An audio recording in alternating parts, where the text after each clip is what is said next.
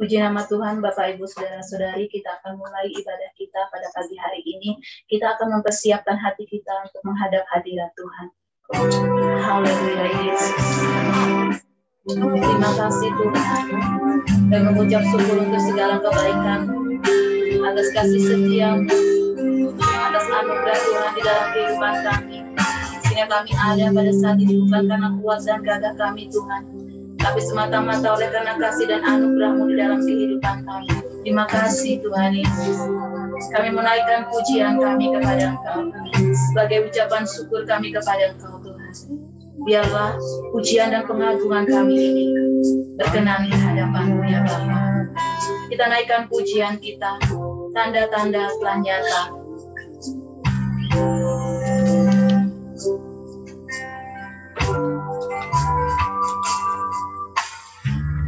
Tanda telah nyata, hujan akhir tiba.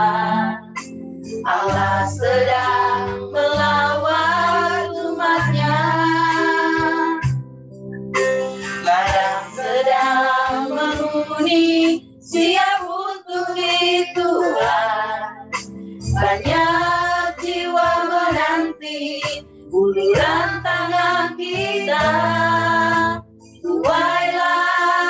Tuailah sekarang, nyatakan kemuliaannya, nyatakan kemuliaannya pada segala bangsa, dan kuasanya dinyatakan berlimpah. Bangkitlah gereja Tuhan, pandang sekelilingmu.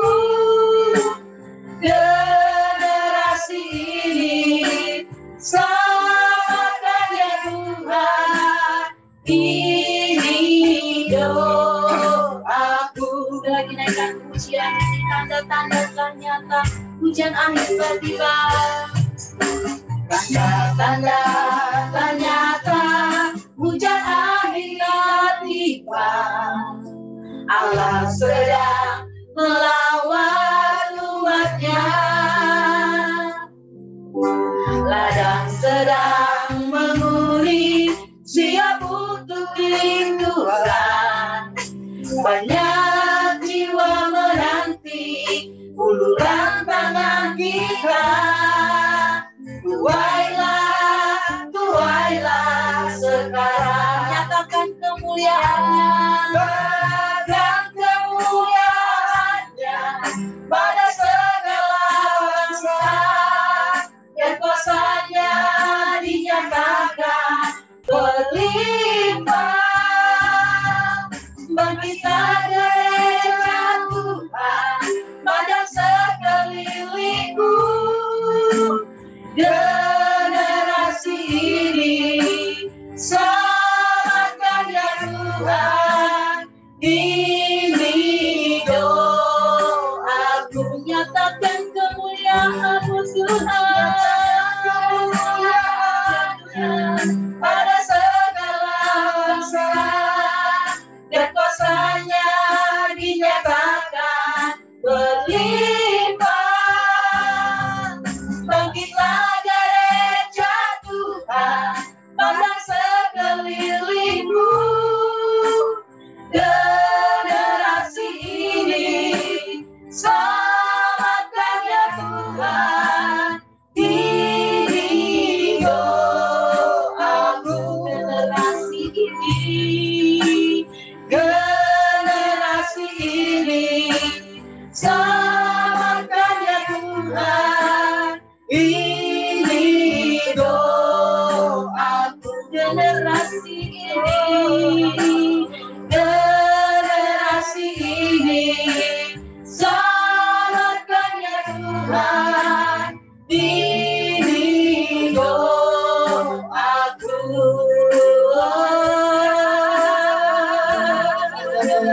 Sepadanya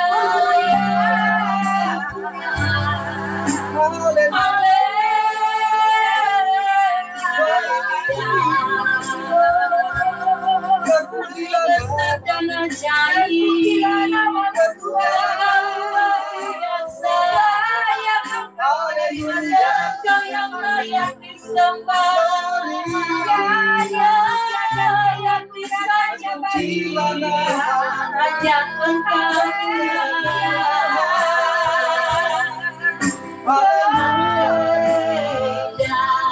Terima kasih Yesus, Engkau baik bagi kami, Engkau luar biasa.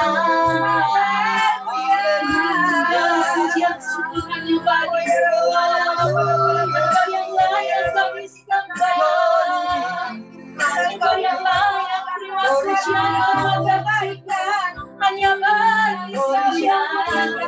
Engkau kota benteng, Tuhan keselamatan, Engkau kehidupan.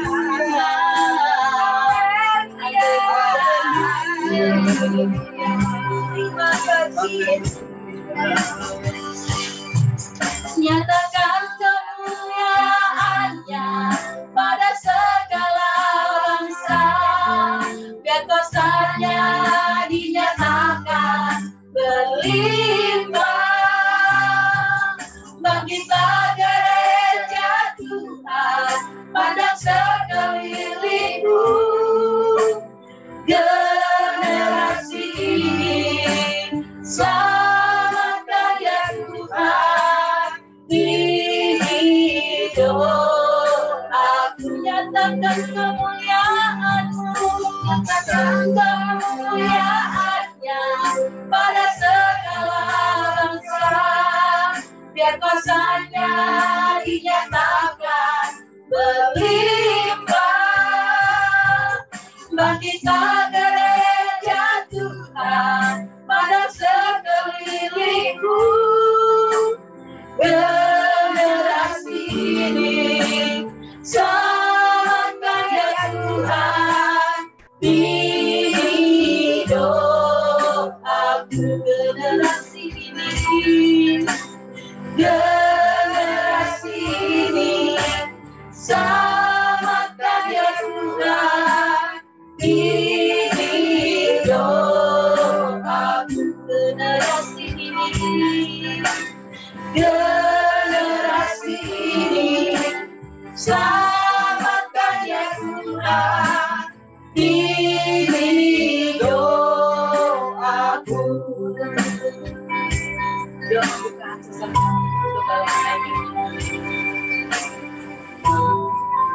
Mari kita bersatu dalam doa. Segala puji syukur kami naikkan kepadamu Bapa. Terima kasih. Kami boleh ada sebagaimana kami ada hari ini semuanya karena kemurahan Tuhan.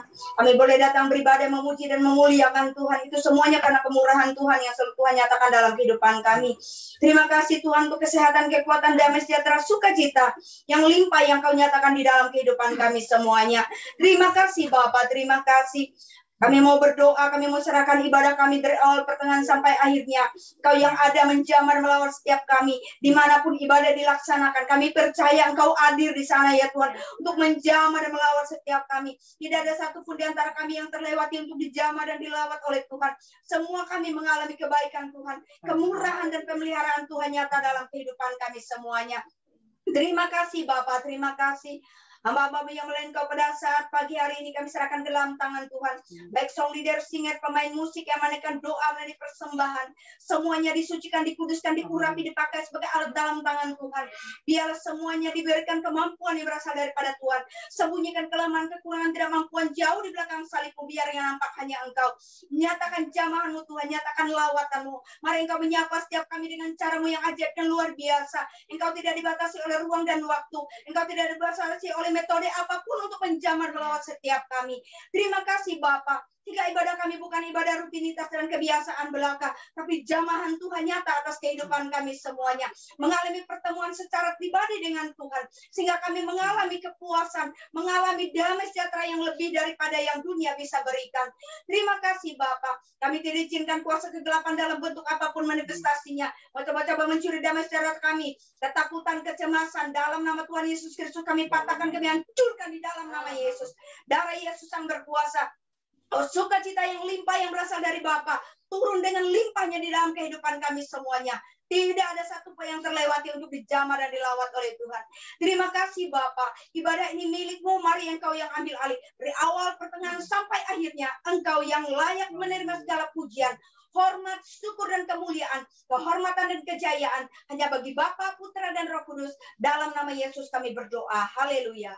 Amin. Haleluya. Terimalah salam di tempat yang maha tinggi. Salam. Salam. Salam. Beri kemuliaan ke Tuhan Allah kita. Haleluya. Mari kita naikkan pujian kita. Roh Kudus tercurah di tempat ini. Kita soal-soal kita bagi Allah kita.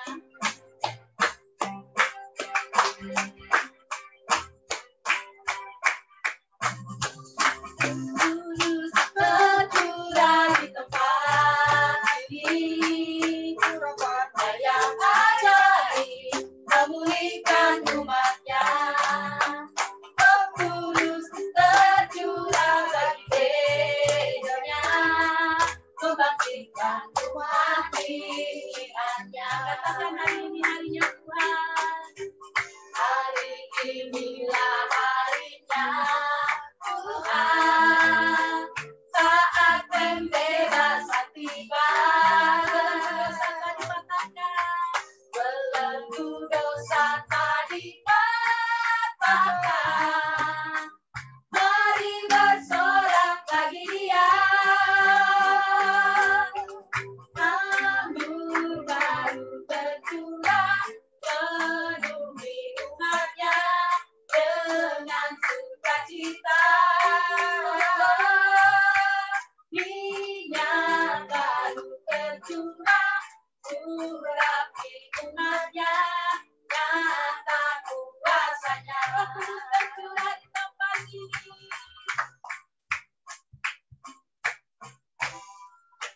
Roh Kudus tercurah di tempat ini. Urapannya yang ajaib memulihkan umatnya. Roh Kudus tercurah bagi bedanya, membangkitkan umat pilihannya. Hari ini harinya Tuhan. Hari inilah harinya Tuhan. Saat pembebasan tiba, belenggu dosa tak dipatahkan. Mari bersorak bagi Dia. Anggur baru tercurah, penuhi umatnya dengan sukacita. Minyak baru tercurah, urapi umatnya, nyata kuasanya. Anggur baru tercurah, penuhi umatnya dengan sukacita. Minyak baru tercurah, urapi umatnya, nyata kuasanya. Nyata kuasanya. Nyata kuasanya. Nyata kuasanya. Nyata kuasanya. Haleluya. Haleluya.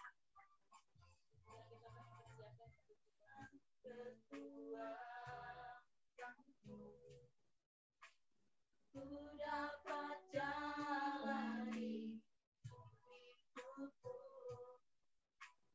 tanpa Tuhan yang di sampingku. Ku tak mampu sendiri.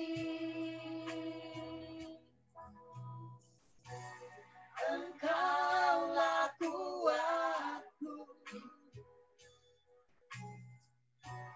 yang menopangku. Ku pandang wajah-Mu dan berseru, pertolongan datang dari-Mu. Peganglah tangan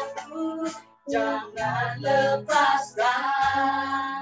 Kaulah harapan dalam hidup, bukan dengan kekuatan,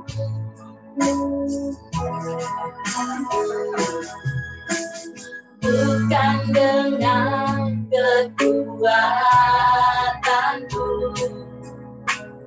ku dapat jalani hidupku tanpa Tuhan yang di sampingku.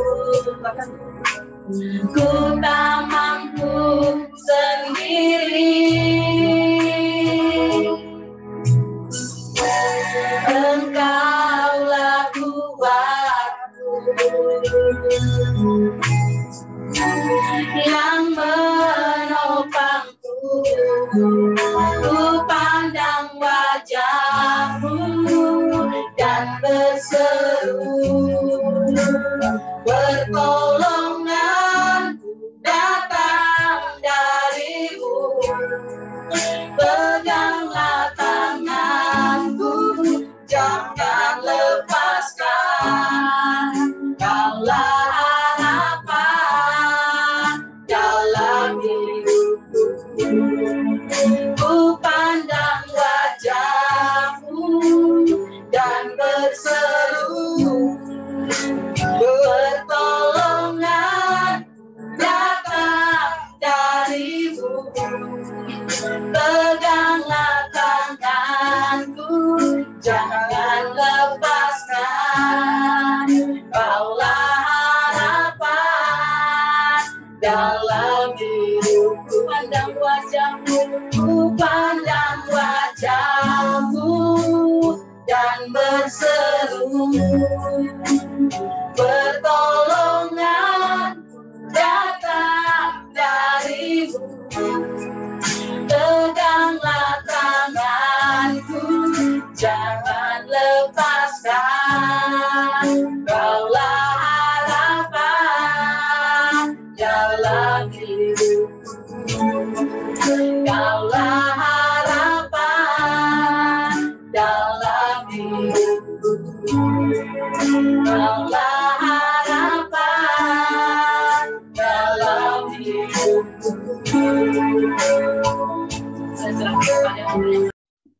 Selamat pagi dan salam sejahtera dalam Tuhan Yesus Kristus. Bapak, Ibu, dan saudara-saudara yang dikasihi Tuhan, setiap Jumat juga Bintang Fajar Ministry Palangkaraya, baik yang hadir dalam ruangan ini maupun yang berada di rumah dalam pelaksanaan ibadah mandiri secara online. Pada saat pagi hari ini saya akan melanjutkan sesi 2 dari pengajaran tentang Jalan Alkitabiah menuju berkat dengan tema berkat dan tanggung jawab mengelola. Jadi tema kita hari ini berkat dan tanggung jawab mengelola. Nas bacaan kita diambil dari Lukas pasal 16 ayat 10 sampai 12. Di situ tertulis Tuhan Yesus berkata demikian. Barang siapa setia dalam perkara-perkara kecil, ia setia juga di dalam perkara-perkara yang besar. Dan barang siapa tidak benar dalam perkara-perkara kecil, ia tidak benar juga dalam perkara-perkara besar. Jadi, jikalau kamu tidak setia dalam hal mamon yang tidak jujur, siapakah yang akan mempercayakan kepadamu harta yang sesungguhnya? Dan jikalau kamu tidak setia dalam harta orang lain, siapakah yang akan menyerahkan hartamu sendiri kepadamu? Nah, frase Yunani mamon yang tidak jujur adalah tou mamona tes ediklas. Secara harfiah berarti harta yang berasal dari kejahatan. Lalu apakah yang dimaksud dengan mamon dalam ayat tersebut? Mamon adalah istilah Aram yang artinya uang atau harta milik. Kita tahu bahwa ayat dalam Lukas pasal yang ke-16, ayat 20 sampai ayat 12 ini didahului oleh perumpamaan Tuhan Yesus tentang seorang bendahara yang tidak jujur. Bendahara tersebut dipercayakan oleh tuannya untuk mengurus rumah tangga, tanah, dan perkebunan milik tuannya. Namun karena kelakuannya yang dianggap tidak jujur dan korup dengan memboroskan harta tuannya, maka akhirnya bendahara itu dipecat dari pekerjaannya oleh tuannya. Nah, untuk menolong dirinya dari krisis akibat pemecatannya, maka hamba ini melakukan siasat dan tindakan dalam tanda petik cerdik, yaitu dengan membuat para debitur yang berhutang kepada tuannya itu menjadi berhutang kepada dirinya, kepada bendahara itu maksudnya. Nah, tindakan bendahara yang tidak jujur ini dilakukannya karena ia mengetahui bahwa ia bisa minta tolong kepada orang-orang yang hutangnya ia kurangi. Mereka pasti menghargai pertolongan pengurangan hutang tersebut, sehingga mereka pasti akan dengan senang hati membantunya. Tentu saja tindakan bendahara yang tidak jujur ini tidak dibenarkan untuk ditiru. Maksud perumpamaan itu bukan demikian. Namun demikian kita melihat bahwa tuannya memuji bendahara tersebut. Bukan karena ia menyetujui tindakan bendahara yang tidak jujur tersebut, melainkan karena kecerdikan bendahara itu untuk menyelamatkan dirinya akibat pemecatannya. Jadi di sini kecerdikannya lah yang dipuji, bukan ketidakjujurannya. Nah, secara positif, makna yang tersirat dari perumpamaan ini ialah bahwa Tuhan Yesus menyatakan secara tidak langsung bahwa harta di dunia dapat digunakan untuk menolong orang lain. Dan rasa terima kasih orang-orang yang tertolong itu akan memastikan suatu sambutan yang baik di dalam keabadian. Nah, bertolak dari perumpamaan tersebut, Tuhan Yesus kemudian menjelaskan berbagai asas umum tentang pengelolaan uang atau harta. Di Lukas pasal yang ke-16 ayat 10-12. Perhatikan, cara seseorang bertindak sebagai pengelola dalam hal-hal yang kecil akan memperlihatkan bagaimana ia akan bertindak sebagai pengelola dalam hal-hal yang besar. Orang yang bertindak tidak baik dalam mengelola hal uang atau harta tidak akan dipercayakan kepadanya harta yang sesungguhnya, itu harta rohani. Jika seseorang tidak dapat melakukan pengawasan atau pengelolaan yang baik atas sesuatu yang dipercayakan kepadanya, yang atasnya ia suatu ketika akan dimintai pertanggungjawaban, maka kepadanya tidak akan diberikan hartanya sendiri untuk dipergunakan sebagaimana ia kehendaki. Jadi dapat dikatakan bahwa penggunaan keuangan atau harta kekayaan merupakan ujian karakter seseorang. Sebagai pengelola, kita harus mengelola kekayaan milik Tuhan yang dipercayakan kepada kita dengan benar dan setia sesuai dengan kehendak Tuhan. Nah, pertanyaannya sekarang ialah bagaimana cara mengelola berkat, khususnya keuangan yang sesuai dengan kehendak Tuhan? Tentu saja sesuai dengan petunjuk dan prinsip-prinsip firman Tuhan. Nah, berikut ini ada beberapa hal yang perlu diperhatikan dalam mengelola berkat atau keuangan dengan bijaksana seperti yang akan saya jelaskan dalam sesi ini. Kitab ibarat peta yang menunjukkan kepada kita jalan yang harus kita lewati hingga sampai ke tujuan. Ini sudah saya jelaskan di sesi minggu kemarin, jalan Alkitabiah menuju berkat. Saudara bisa buka kembali channel YouTube kita. Dalam ibadah raya minggu kemarin, khotbah tentang jalan Alkitabiah menuju berkat sesi pertama. Nah, saya hanya memberikan peta yang akan menunjukkan jalan Alkitabiah menuju berkat. Dengan mengikuti petunjuk dalam peta tersebut, doa saya semoga kita dapat mulai berjalan dalam jalan-jalan Tuhan menuju berkat yang telah dijanjikannya di dalam perjanjian berkatnya dalam Galatia 3 ayat 13 sampai ayat yang ke-29. Nah, terkait dengan pengajaran berkat dan tanggung jawab mengelola dalam sesi ini, ada 7 hal yang mendasar yang ingin saya bagikan kepada kita, yaitu yang pertama, mengembalikan milik Tuhan. Yang kedua, memiliki prioritas yang benar. Yang ketiga, bekerja dengan rajin.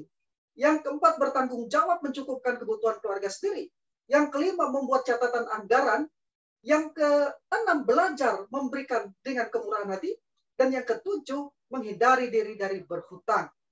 Nah, 7 hal yang akan saya bagikan ini tidak mungkin saya selesaikan hari ini dalam sesi ini. Maka akan dilanjutkan pada sesi berikutnya.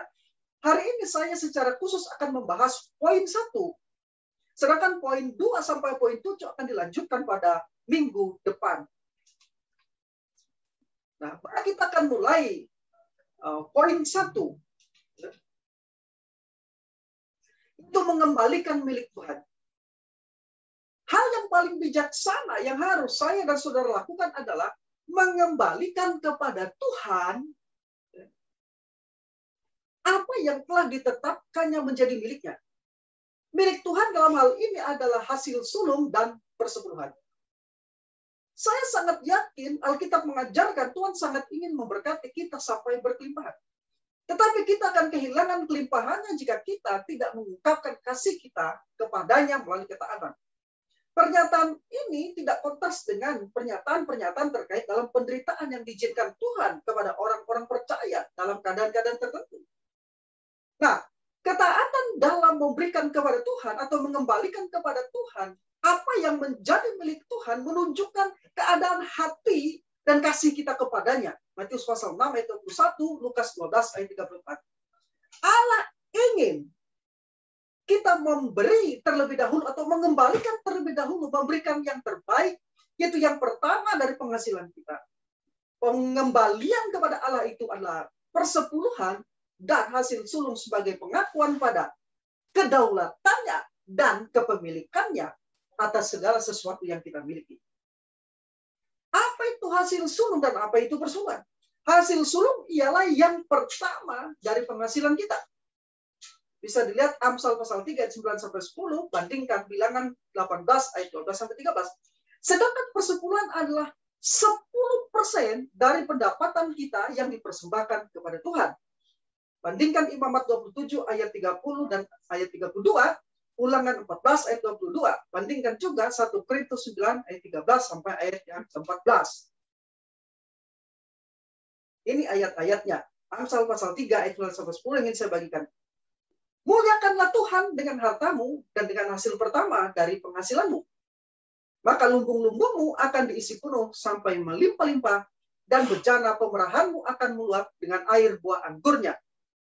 Sekarang Malaiki 3 ayat 6 sampai 10. Bahwasanya aku Tuhan tidak berubah dan kamu Bani Yakub tidak akan lenyap. Sejak zaman nenek moyangmu kamu telah menyimpang dari ketetapanku dan tidak memeliharanya. Kembalilah kepadaku maka aku akan kembali kepadamu, firman Tuhan semesta alam. Tetapi kamu berkata dengan cara bagaimanakah kami harus kembali? Bolehkah manusia menipu Allah?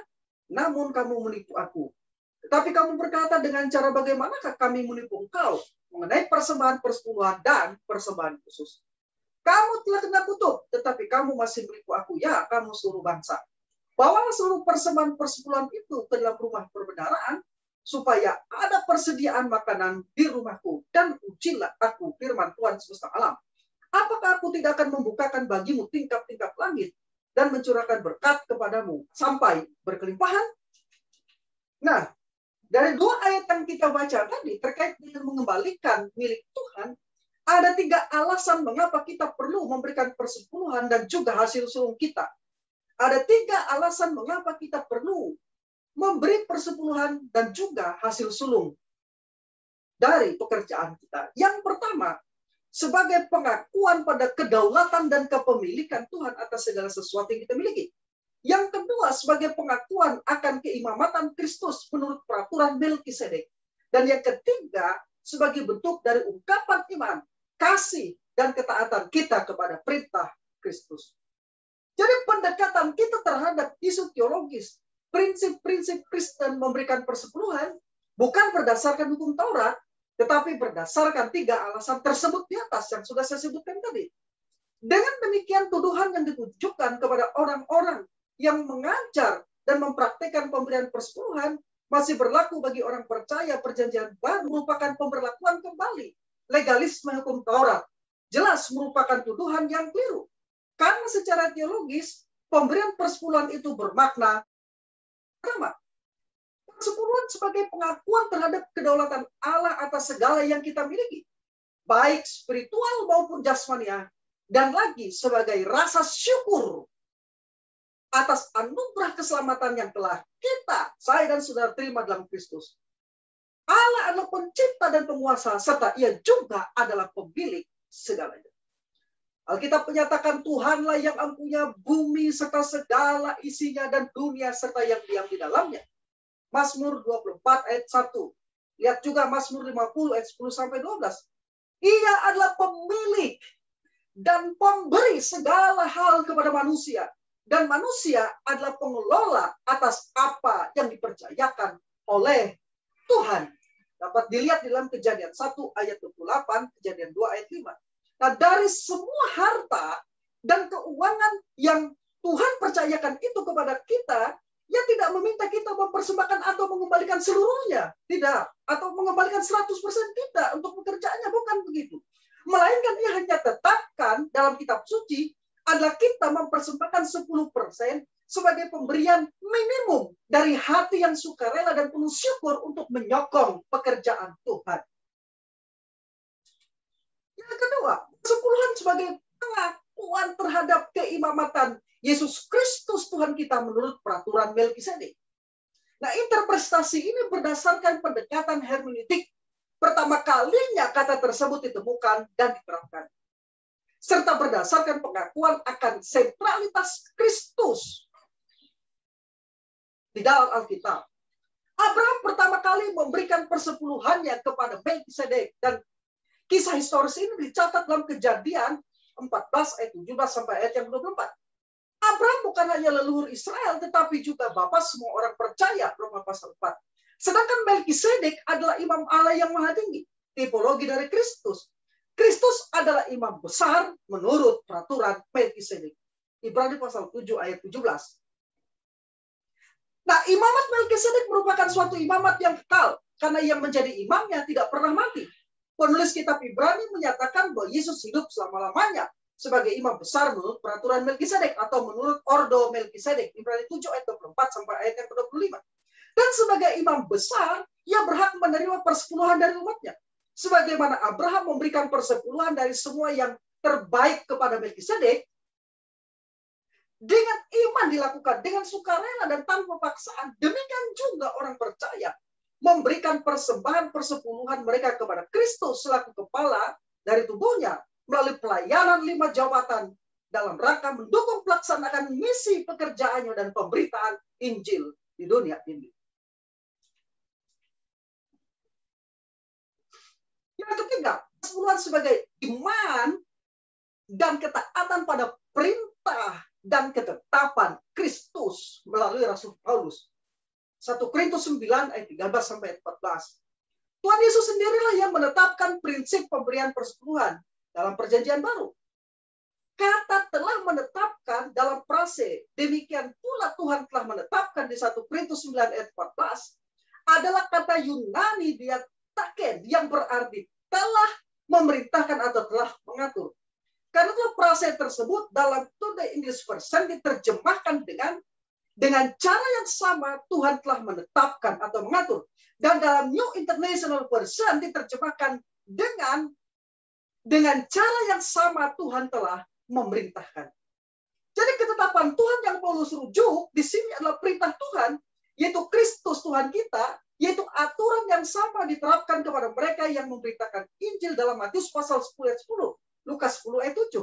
Ketetapan Tuhan ini kemudian menurut Rasul Paulus disamakan dengan prinsip pemberian persepuluhan dalam hukum Taurat, yaitu persepuluhan yang diberikan kepada suku Lewi dan para imam di Israel yang melayani tempat kudus di kemah tabernakel. Poin 3 ini akan saya perjelas secara ringkas. Kenapa? Karena masih menyisakan pertanyaan-pertanyaan tertentu. Yang mana pertanyaan-pertanyaan penting.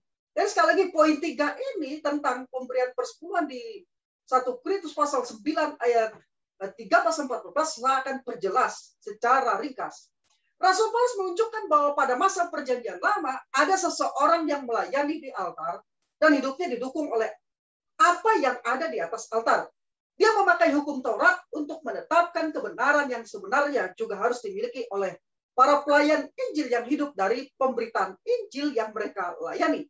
Sebagaimana suku Lewi yang mendapatkan kompensasi persepuluhan dari pelayanan mereka di kemah tabernakel. Rasul Paulus mengatakan demikian, 1 Korintus 9 ayat 13-14. Tidak tahukah kamu bahwa mereka yang melayani dalam tempat kudus mendapat penghidupannya dari tempat kudus itu? Dan bahwa mereka yang melayani mezbah mendapatkan bagian mereka dari mezbah itu. Demikian pula Tuhan telah menetapkan bahwa mereka yang memberitakan Injil harus hidup dari pemberitaan Injil itu. Sekali lagi, harus hidup dari pemberitaan Injil itu. Di sini dalam ayat ini Rasul Paulus mendukung sepenuhnya kebenaran yang menyatakan bahwa suku Lewi dan imam-imam di Israel disokong penghidupannya dari pelayanan di tempat kudus, dan mereka yang melayani mezbah atau yang membawa korban-korban ke atas mezbah mendapat upah atau mendapat bagian dari mezbah itu.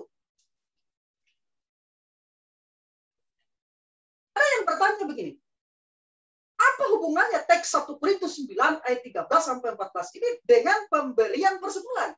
Karena teks ini tidak ada menyebutkan kata persepuluhan. Baik, saya akan jelaskan pertanyaan ini dan saya akan jawab. Teks ini memang tidak secara khusus menyebut tentang persepuluhan. Tetapi hubungannya jelas terkait dengan persepuluhan karena prase, perhatikan, mereka yang melayani dalam tempat kudus secara tegas merujuk kepada pelayanan suku Lewi dan para imam di bait Allah. Perhatikan prase melayani dalam tempat kudus sebenarnya lebih tepat diterjemahkan dengan melayani di bait Allah seperti yang diterjemahkan oleh New International Version, diterjemahkan dengan melayani di bait Allah. Walk in the temple. Yang menunjuk, teks Yunani yang menunjuk kepada pelayan-pelayan bait Allah, yaitu orang-orang Lewi dan para imam. Kita tahu bahwa suku Lewi dan para imam adalah suku yang dikhususkan oleh Tuhan membantu pekerjaan pelayanan di tabernakel. Dan suku Lewi ini tidak memiliki warisan di tanah perjanjian, sehingga mereka tidak memiliki penghasilan layaknya suku-suku lainnya. Namun, sebagai kompensasi atau upah dari pekerjaan mereka di tabernakel, suku Lewi mendapatkan persepuluhan dari orang Israel sebagai hak milik pusaka yang diberikan Tuhan kepada mereka. Bisa dilihat di Bilangan pasal yang ke-18, ayat 21 dan ayat yang ke-31. Hal tersebut merupakan ketetapan yang berlaku untuk selama-lamanya bagi orang Lewi, turun-temurun, Bilangan 18 ayat 23. Dengan demikian kehidupan orang Lewi sepenuhnya ditopang, disokong melalui pemberian persepuluhan dari orang Israel. Nah, kita tahu bahwa suku Lewi dan para imam adalah suku yang dikhususkan oleh Tuhan membantu pekerjaan pelayanan tabernakel, dan suku Lewi ini tidak memiliki warisan di tanah perjanjian, sehingga mereka tidak memiliki penghasilan layaknya suku-suku lainnya. Namun sebagai kompensasi atau upah dari pekerjaan mereka di tabernakel, suku ini mendapatkan persepuluhan dari orang Israel sebagai hak milik pusaka yang diberikan Tuhan kepada mereka. Bilangan pasal 18 ayat 21 sampai ayat 31. Sekarang kita baca di Bilangan 18 ayat 21. Mengenai Bani Lewi, sesungguhnya aku berikan kepada mereka segala persembahan persepuluhan di antara orang Israel sebagai milik pusakanya untuk membalas, perhatikan, membalas kompensasi pekerjaan yang dilakukan mereka, pekerjaan pada kemah pertemuan. Kemudian Bilangan 18 ayat 31. Kamu boleh memakannya di setiap tempat, kamu dan seisi rumahmu. Ini menunjuk pada orang-orang Lewi. Sebab upahmu lah itu, kompensasi, untuk membalas pekerjaanmu di kemah pertemuan. Menurut Rasul Paulus, prinsip ini disamakannya untuk diterapkan pada jemaat perjanjian baru.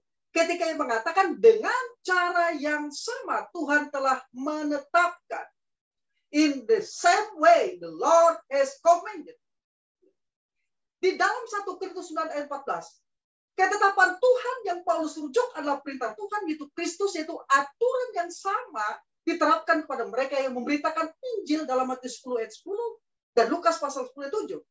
Dikatakan dalam Matius 10 ayat 10, janganlah kamu membawa bekal dalam perjalananmu, janganlah kamu membawa baju dua helai, kasut atau tongkat, sebab seorang pekerja patut mendapat upahnya. Lukas 10 ayat 7, tinggallah dalam rumah itu, makan dan minumlah apa yang diberikan orang kepadamu. Sebab seorang pekerja patut mendapat upah kompensasi. Janganlah berpindah-pindah rumah. Nah, kembali ke pertanyaan di atas tadi. Apa hubungannya teks 1 Korintus 9 ayat 13 sampai 14 ini dengan pemberian persepuluhan? Karena teks ini tadi dikatakan tidak menyebut kata persepuluhan. Nah, penerapannya jelas. Jika, sesuai dengan penjelasan saya di atas tadi, jika hamba-hamba Allah pada masa perjanjian lama, yaitu orang-orang Lewi di bawah hukum Taurat, ditunjang oleh orang-orang yang dilayani oleh mereka, maka hamba-hamba Allah yang melayani di bawah kasih karunia di perjanjian baru juga harus ditunjang dengan cara yang sama.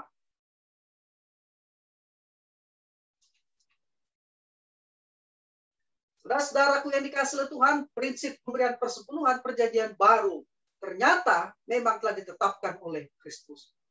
Karena itu perhatikan sekali lagi frase, demikian pula Tuhan telah menetapkan di dalam 1 Korintus pasal 9 ayat yang ke-13 sampai ayat yang ke-14 tadi. Kata telah menetapkan dalam ayat tersebut adalah kata Yunani diateken, yang berarti telah memerintahkan atau telah mengatur. Sedangkan kata Tuhan dalam ayat itu adalah kurios, yaitu menunjuk kepada Yesus Kristus. Di dalam perjanjian baru, gelar kurios atau Tuhan sering dipakai untuk Yesus, merupakan terjemahan dari kata Ibrani Yahweh. Jadi ketika menyebut Kristus di perjanjian baru sebagai Tuhan atau kurios, maka yang dimaksud adalah ia sama dengan Yahweh yang disembah Israel dari perjanjian lama. Bisa saudara lihat Yohanes pasal 12 ayat 40 sampai 41, Roma 10 ayat 9 dan 13, 1 Petrus pasal 3 ayat 15. Bandingkan juga Yesaya 6 ayat 1 dan 2, Yoel 2 ayat 23 dan Yesaya 8 ayat yang ke-13.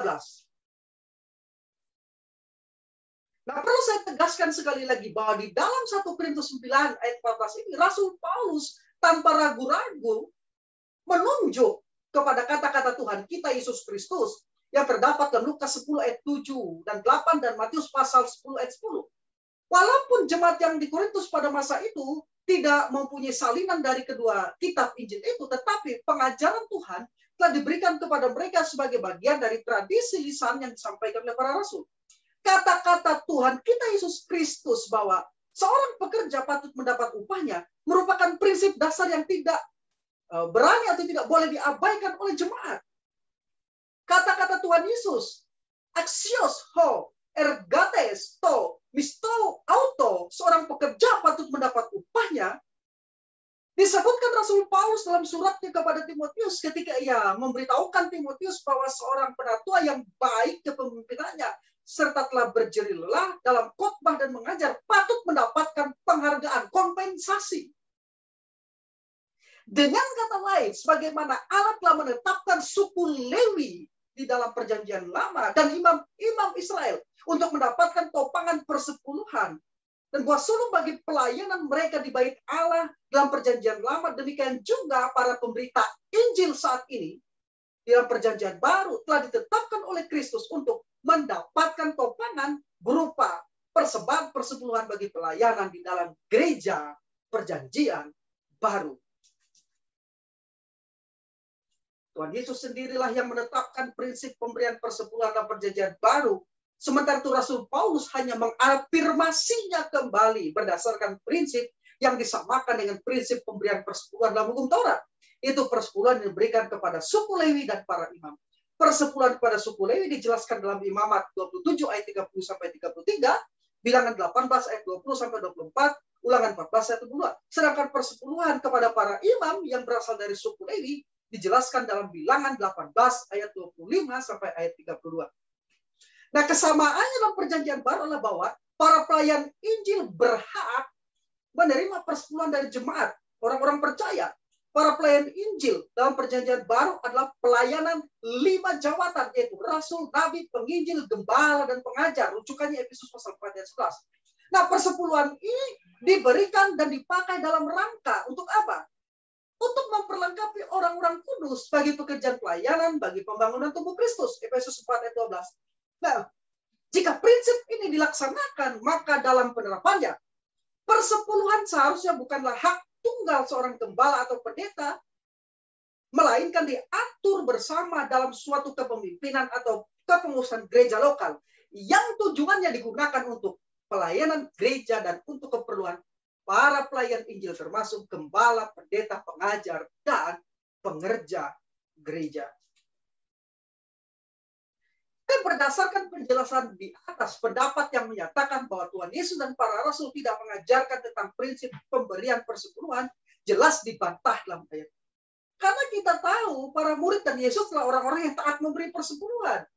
Maka mereka tidak perlu lagi berbicara banyak tentang persepuluhan. Tetapi bukan berarti bahwa Yesus dan para murid tidak memberikan prinsip-prinsip tentang persepuluhan.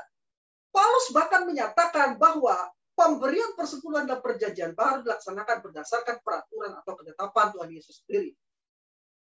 Nah, Profesor ahli biblika Douglas Stuart dan ahli perjanjian lama dan Gordon DePee ahli perjanjian baru mengingatkan jangan memandang Taurat Perjanjian Lama sebagai hal yang mengikat orang Kristen dalam Perjanjian Baru, kecuali yang khusus dibaharui.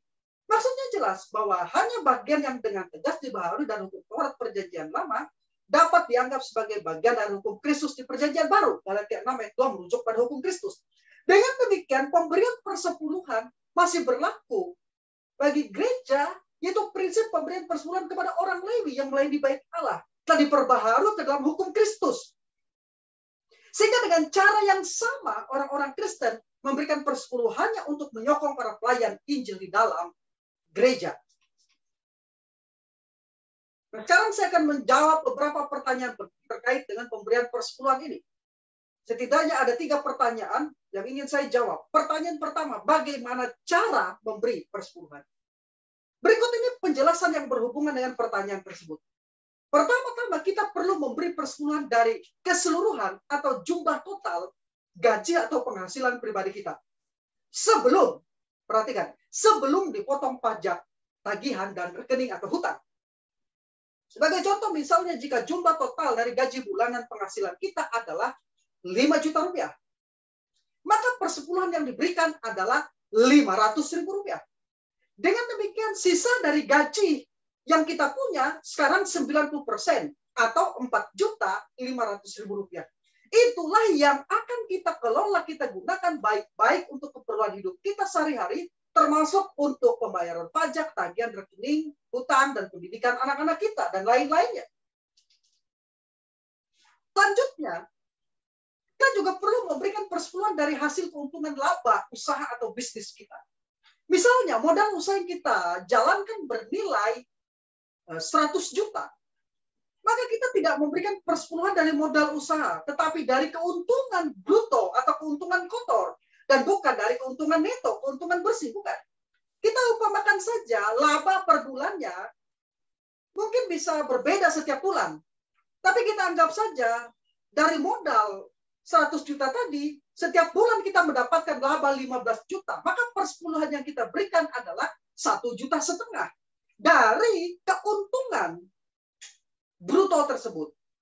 Nah, sebelum dipotong gaji karyawan, pajak atau tagihan rekening. Namun perlu diperhatikan juga bahwa prinsip pemberian persepuluhan mencakup bukan hanya dari penerimaan gaji yang teratur, melainkan juga dari penghasilan lain berupa hasil ternak, pertanian, perkebunan, dan lainnya.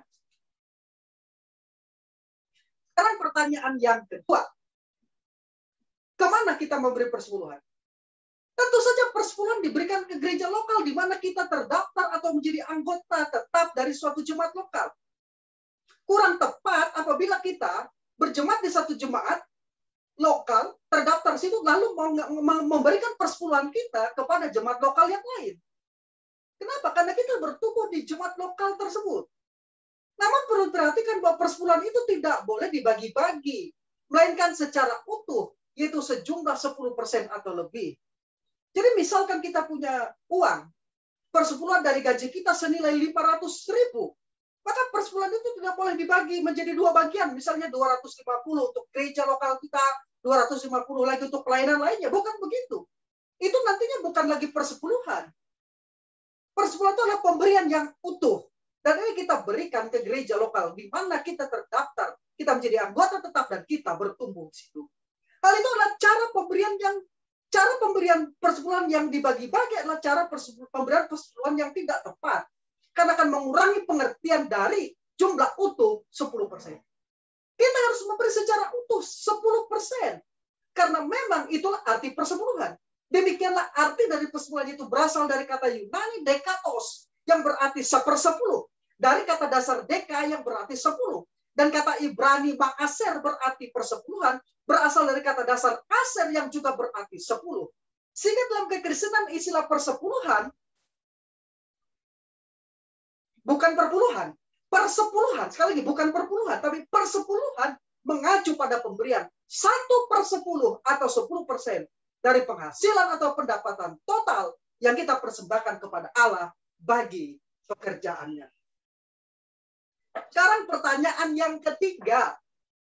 Bukankah di dalam perjanjian baru kita dianjurkan untuk memberikan sesuatu dengan kerelaan dan tanpa paksaan? Jika persepuluhan masih berlaku, bukankah pemberian itu bukan lagi sukarela karena sudah ditentukan jumlahnya? Baik, saya akan menjawab pertanyaan ini. Dalam hal pemberian persepuluhan harus diingat 3 hal berikut ini. Pertama, persepuluhan tersebut tidak boleh dilakukan dengan sekedar sebagai sesuatu kewajiban seperti dalam hukum Taurat, melainkan dilakukan dengan iman, kasih, dan ketaatan kepada perintah Kristus seperti yang sudah saya jelaskan tadi di depan. 3 alasan mengapa kita memberikan persepuluhan. Yang kedua, persepuluhan bukanlah satu-satunya persembahan yang perlu diberikan oleh orang percaya. Jangan keliru. Persepuluhan bukanlah satu-satunya, tetapi persepuluhan itu adalah kepemilikan Allah yang Dia ingin. Dari 100% miliknya kita kembalikan 10% untuk pekerjaannya. Sementara 90% kita kelola. Jadi perjanjian baru menyebutkan berbagai macam persembahan lainnya, termasuk persepuluhan. Dan persepuluhan ini adalah standar minimal dari pemberian Kristen yang sehat, Alkitabiah, dapat diukur dan tidak memberatkan untuk dilaksanakan. Saya tidak percaya ada orang mengatakan, saya tidak memberikan persepuluhan karena harta saya 100% adalah milik Tuhan, bahkan hidup saya. Betul. Saya sepakat. Hidup kita dan semua yang kita miliki sudah saya jelaskan di depan tadi adalah milik Allah, langit, bumi, dan segala siapa. Tapi saya tidak percaya orang yang tidak dapat memberi persepuluhan, 10% saja tidak dapat dia berikan. Bagaimana dia dapat memberikan 100% miliknya kepada Allah? Ini tidak logis. Yang 10% saja dia tidak berikan kepada Allah, bagaimana dia bisa berikan 100%? Ini kan jadi tidak logis, konyol namanya. Jadi alibi atau alasan itu tidak dapat kita gunakan. Jangankan hidupmu, jangankan 10%, 100% milikmu. Langit, bumi, dan segala isinya, saya tahu Alkitab katakan itu adalah milik Allah. Tapi bukti bahwa engkau mengasihi Allah dan menunjukkan bahwa hidupmu sepenuhnya adalah milik Allah. Allah tidak minta semua yang telah diberikan kepadamu yang 100% itu. Dia minta kamu kembalikan, kita kembalikan 10% saja, minimal. Disitulah kasih kita kepadanya disingkapkan. Bisa jadi sebetulnya orang yang mengatakan 100% hidup pada milik Tuhan, maka aku tidak memberi persepuluhan. Sebetulnya bukan karena dia 100% ingin memberikannya kepada Tuhan, tapi karena memang dia enggan untuk memberi yang 10% itu. Hati kita akan disingkapkan. Saya tidak tahu. Tapi Tuhan yang tahu itu. Nah, yang ketiga, persepuluhan bukanlah cara untuk menggandakan uang dengan cepat dan mudah. Perhatikan baik-baik saya. Tuhan memang berjanji akan memberkati orang yang memberi persepuluhan. Tetapi motivasi dalam memberi persepuluhan semata-mata hanya untuk mendapat berkat atau agar uang kita kembali berlipat kali ganda merupakan pemikiran yang salah. Sekali lagi, pemikiran yang salah. Minggu kemarin saya sudah jelaskan, berkat kita, sebagaimana yang telah saya jelaskan, tidak bergantung pada pemberian persepuluhan. Minggu kemarin sudah saya jelaskan itu. Berkat kita adalah karena keberadaan kita en Kristo, di dalam Kristus. Dan alasan kita memberikan persepuluhan sudah saya jelaskan tadi di depan. Pengakuan kita akan kedaulatan dan kepemilikan Tuhan. Pengakuan kita akan keimamatan Kristus. Dan pengakuan kita akan ungkapan ketaatan kita kepada perintah Kristus. Ungkapan iman dan kasih dan ketaatan kita kepadanya. Yang terakhir, kasih karunia standar yang lebih tinggi. Ini perlu saya jelaskan. Akhirnya saya ingin menyelesaikan sesi ini dengan menjawab satu pertanyaan terakhir yang paling sering ditanyakan, yaitu, bukankah orang percaya perjanjian baru atau orang Kristen hidup di bawah kasih karunia dan bukan di bawah hukum Taurat? Dengan demikian tidak perlu memberikan persepuluhan. Ini merupakan alasan yang paling sering dikemukakan oleh mereka yang gagal atau tidak bersedia memberikan persepuluhan. Kasih karunia Allah itu sungguh luar biasa. Namun hanya sedikit orang Kristen yang sungguh-sungguh memahami apakah kasih karunia itu. Karena tidak memahami kasih karunia dengan benar, maka timbul anggapan bahwa standar hidup dan ketaatan di bawah kasih karunia itu seolah-olah lebih rendah ketimbang standar hidup dalam Taurat. Ini yang ingin saya jelaskan dan saya koreksi dari pemahaman yang salah. Satu hal yang perlu diketahui bahwa kebenaran kasih karunia melampaui kebenaran hukum Taurat. Perhatikan saya. Kebenaran kasih karunia melampaui kebenaran hukum Taurat. Inilah inti dari perkataan Yesus dalam Matius pasal 5 ayat 17 sampai 20. Saya baca untuk kita. Janganlah kamu menyangka bahwa aku datang untuk meniadakan hukum Taurat atau kitab para nabi. Aku datang bukan untuk meniadakannya, melainkan untuk menggenapinya. Karena aku berkata kepadamu, sesungguhnya selama belum lenyap langit dan bumi, satu iota atau satu titik pun tidak akan ditiadakan dari hukum Taurat sebelum semuanya terjadi. Dan itu siapa yang meniadakan salah satu perintah hukum Taurat, sekalipun yang paling kecil, dan mengajarkannya demikian kepada orang lain, ia akan menduduki tempat yang paling rendah di dalam kerajaan surga. Tetapi siapa yang melakukan dan mengajarkan segala perintah-perintah hukum Taurat, ia akan menduduki tempat yang tinggi di dalam kerajaan surga.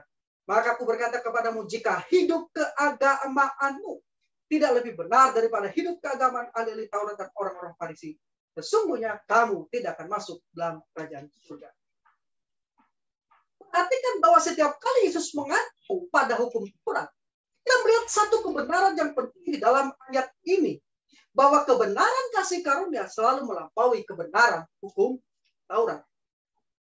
Setiap kali Yesus mengacu pada hukum Taurat perjanjian lama, maka di bawah kasih karunia perjanjian baru, ia menetapkan standar yang lebih tinggi.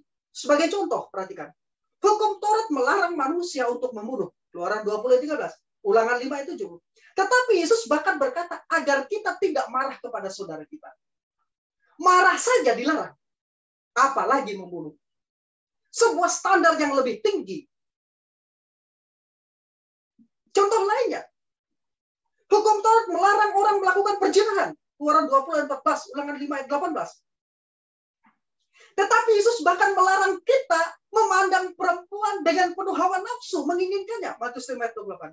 Sekali lagi, sebuah standar yang lebih tinggi. Jangankan berzina, memandang dan mengingininya saja sudah dilarang. Bukan itu suatu standar yang tinggi. Lebih tinggi dari standar hukum Taurat. Belum berbuat perzinahan, mengingini saja sudah dilarang. Nah, sekali lagi kita melihat contoh dari standar yang lebih tinggi. Dengan demikian kebenaran yang dituntut kasih karunia berlaku lebih jauh daripada yang dituntut oleh hukum Taurat dalam ajaran Tuhan kita Yesus Kristus. Ini yang seringkali tidak dipahami. Sehingga beberapa orang mengatakan kita kan dalam kasih karunia. Seakan-akan dalam kasih karunia itu berarti standar kita hidupnya lebih rendah daripada standar hukum Taurat. Bukan begitu. Jadi jika orang yang hidup di bawah hukum Taurat atau regulasi hukum Taurat diwajibkan memberikan persepuluhan mereka, lebih lagi orang-orang percaya perjanjian baru yang hidup di bawah kasih karunia dengan standar hidup yang lebih tinggi. Ketika kita memberi berdasarkan kasih karunia, kita akan memberi lebih daripada persepuluhan, lebih daripada 10%. Namun kita dapat memulainya dengan apa? Memberikan persepuluhan sebagai standar pemberian minimal. Itu yang bisa saya bagikan hari ini. Kita akan lanjutkan lagi untuk penjelasan poin 2 sampai poin 7. Kehidupan Kristen yang bertanggung jawab jalan Alkitab yang puji berkat minggu depan. Dan memberkati kita semua, baik Anda di ruangan ini maupun di rumah-rumah yang mengikuti ibadah ini secara online. Kita akan masuk di dalam perjamuan kudus, kita angkat pujian kita, musim makan selalu berganti. Akan selalu berganti. Kasih Tuhan tetap abadi, tak akan berubah sampai selamanya, tak akan berubah sampai selamanya. Tetap percaya, yakin Tuhan melindungi, yakin Tuhan berkati, yakin Tuhan melindungi, oh yakin Tuhan melindungi. Udara Tuhan pelihara, burung di udara Tuhan pelihara, karena kasih-Nya Tuhan selalu menolong. Tuhan selalu menolongku, selalu menjagaku, sehelai di rambutku tak akan terjatuh, tanpa seizinmu Tuhan selalu menolongku. Tuhan selalu menolongku,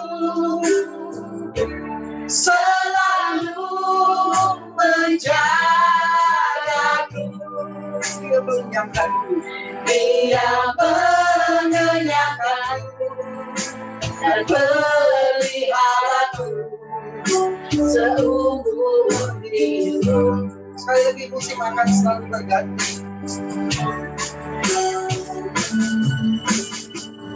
Musim akan selalu berganti.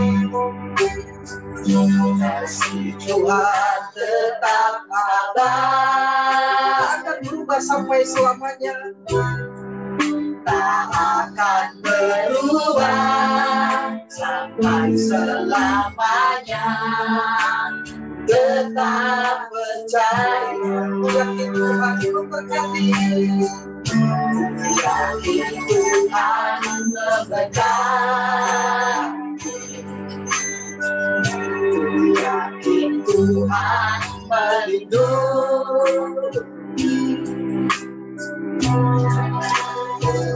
Di udara Tuhan pelihara karena kasih-Nya. Tuhan selalu menolongku. Tuhan selalu menolongku, ya Tuhan, selalu menjagaku.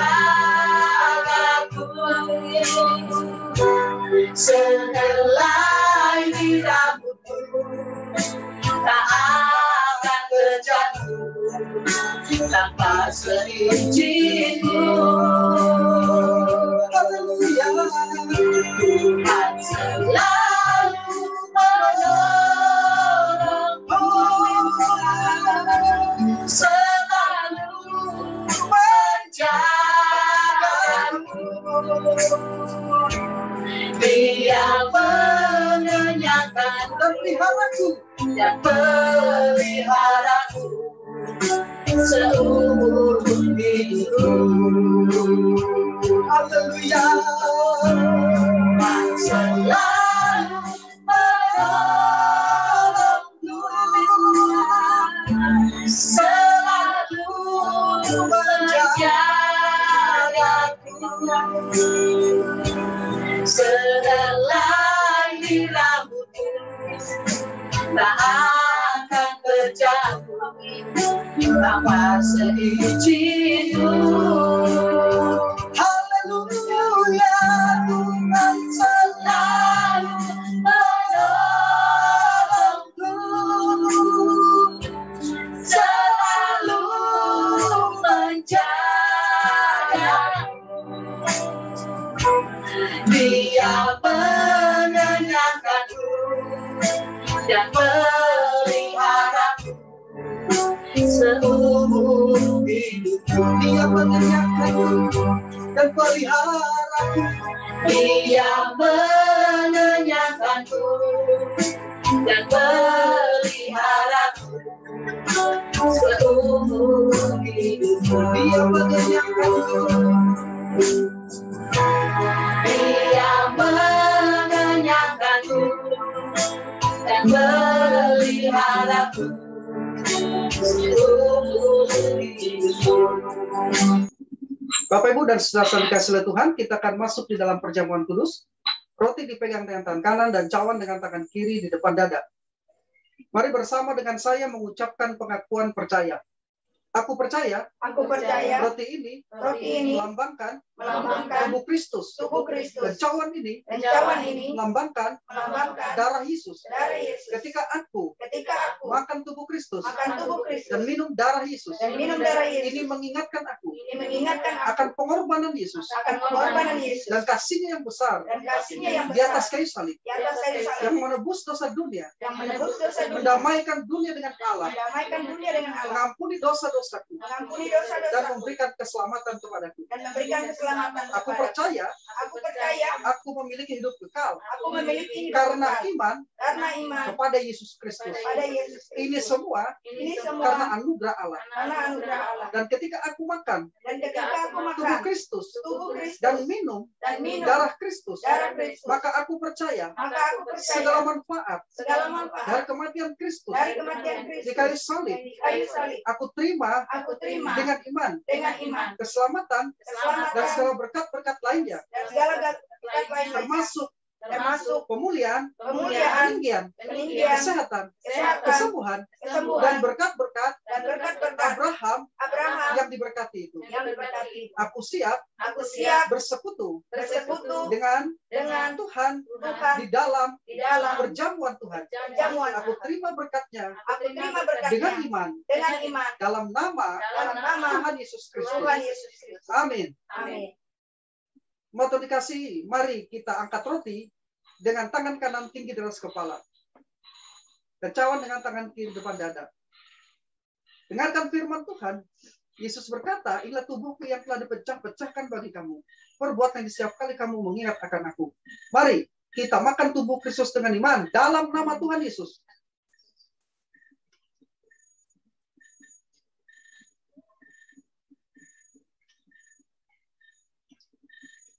Sekarang kita angkat cawan dengan tangan kanan tinggi di atas kepala. Dengarkan firman Tuhan. Yesus berkata, cawan ini adalah perjanjian baru yang dimeteraikan oleh darahku. Perbuatlah setiap kali kamu mengingat akan aku. Mari kita minum darah Yesus dengan iman dalam nama Tuhan Yesus. Darah yang menyucikan, darah yang menguduskan. Kembali kita akan pujian ini, Tuhan selalu menolongku. Nanti Ibu Gembala akan berdoa, mengucap syukur untuk firman Tuhan, dan juga mengucap syukur untuk perjamuan Tuhan dan berdoa untuk seluruh jemaat Tuhan. Tuhan selalu menolongku, selalu menjagaku, sehelai di rambutku tak akan terjatuh tanpa seizin-Mu. Terima kasih Tuhan. Tuhan selalu menolongku, selalu menjagaku.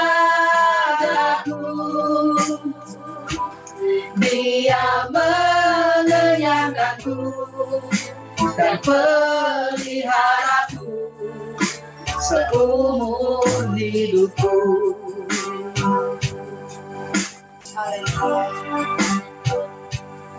Haleluya. Mari kita bersatu dalam doa. Segala puji syukur kami naikkan kepadamu Bapa. Terima kasih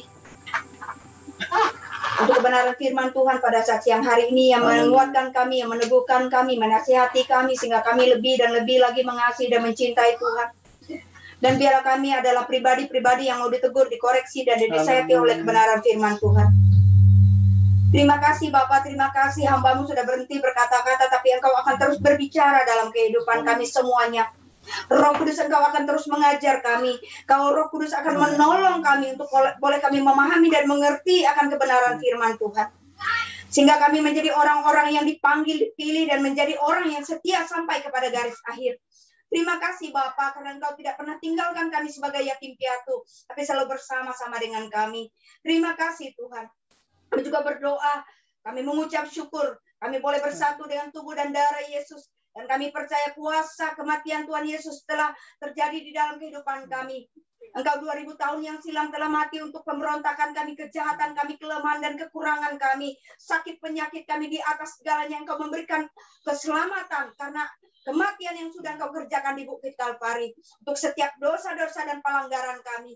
Terima kasih Bapak, terima kasih. Sesungguhnya kami hidup ini karena kasih karunia Allah. Terima kasih Bapak, terima kasih.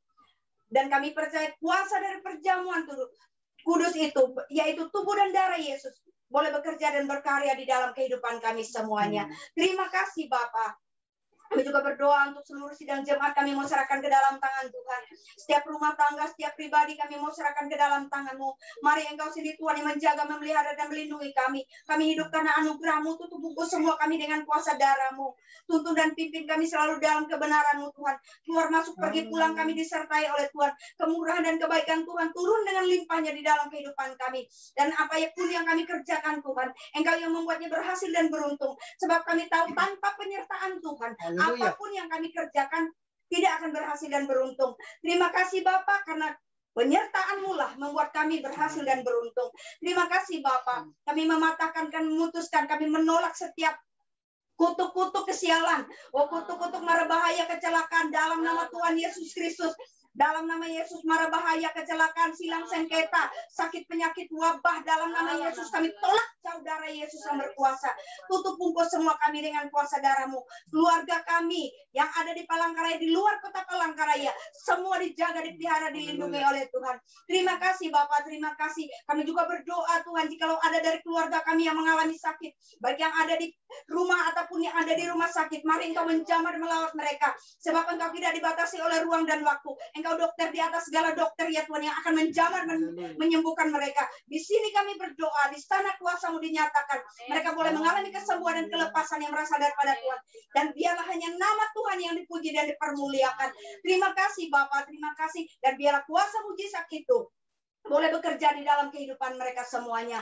Kami juga berdoa apabila ada dari keluarga kami, saudara-saudara kami seiman Tuhan, sedang jemaat-Mu yang sedang dalam menghadapi masalah dan persoalan, Engkau menolong mereka Tuhan.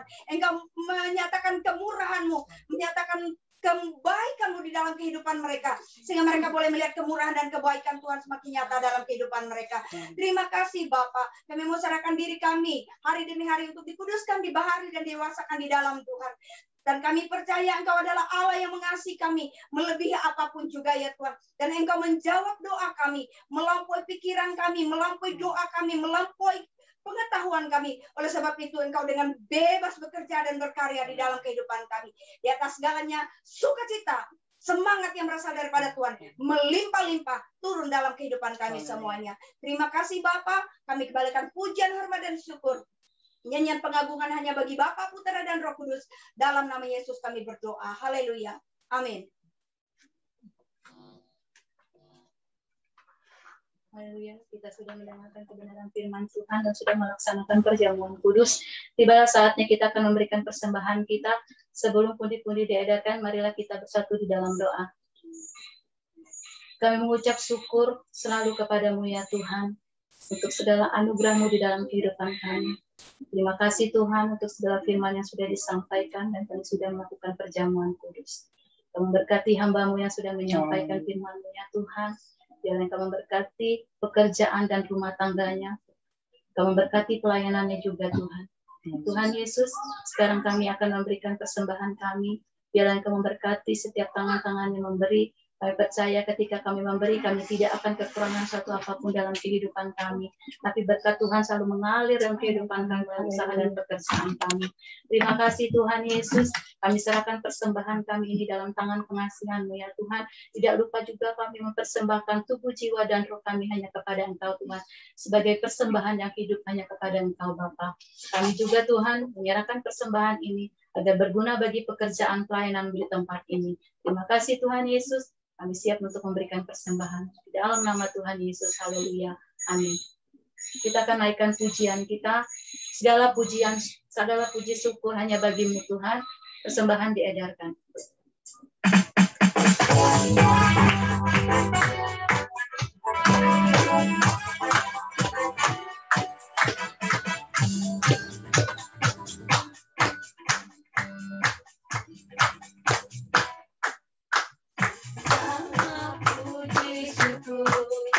Hanya bagi-Mu Tuhan, sebab Kau yang layak dipuja. Kami mau bersorak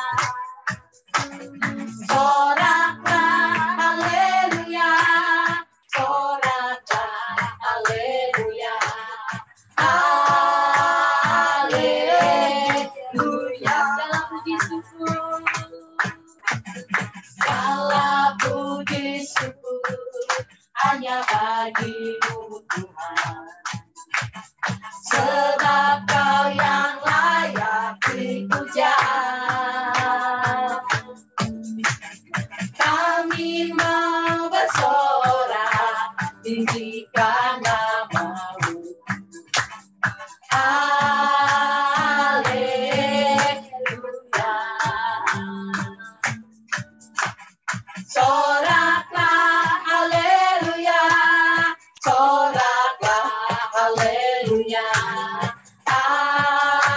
Haleluya.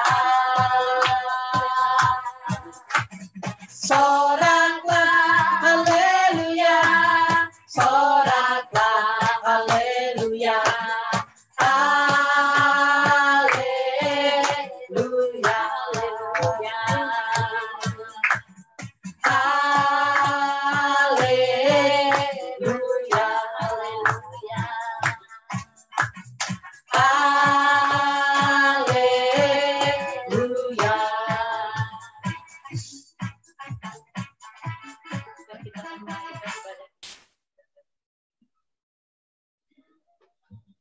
Kita akan naikkan pujian kita, kami memuji kebesaran-Mu.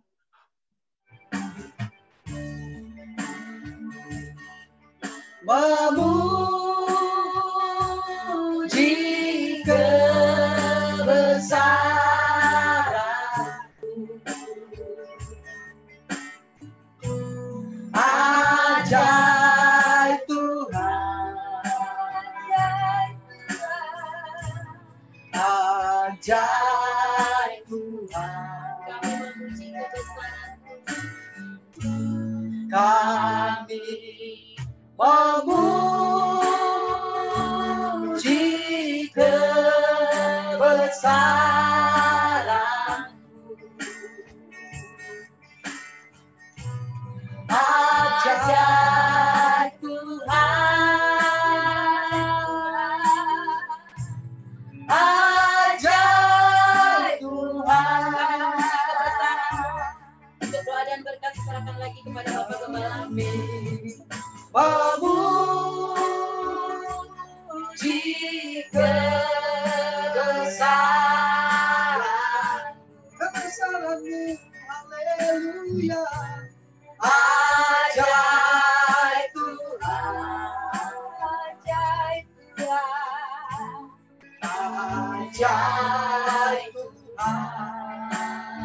Kami memuji kebesaran-Mu, haleluya, memuji kebesaran-Mu,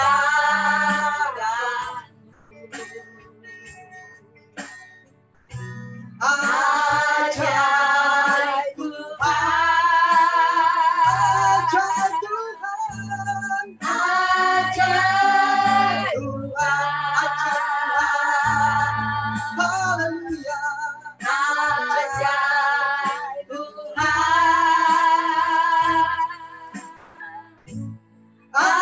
ajaib Tuhan. Pak Tuhan dikasihi, baik yang ada di ruangan ini maupun yang berada di rumah yang ikut ibadah ini secara mandiri, kita akan menerima berkat Tuhan. Sekarang angkat tanganmu dan terimalah berkat Tuhan. Tuhan memberkati kamu sekalian. Amin. Diberkatilah engkau. Amin. Diberkatilah hidupmu. Amin. Diberkatilah pekerjaanmu. Amin. Diberkatilah buah pekerjaan tanganmu. Amin. Diberkati engkau dan keluargamu. Amin. Diberkati rumah tanggamu. Amin. Diberkati engkau di rumah. Amin. Diberkati engkau pada waktu keluar rumah. Amin. Diberkati perjalananmu, Amin. pergi dan pulangmu. Amin. Kiranya kasih karunia dan damai sejahtera dari Allah Bapa dan Tuhan kita Yesus Kristus dan persekutuan Roh Kudus menyertai kita sekalian. Terimalah berkat-berkat di dalam nama Tuhan Yesus Kristus. Yang percaya dan diberkati Tuhan, 3 kali kita katakan, amin, amin, amin. Puji Tuhan, ibadah kita selesai. Selamat siang, Tuhan Yesus memberkati. Terima kasih semuanya yang sudah melayani. Tuhan memberkati. Tuhan memberkati.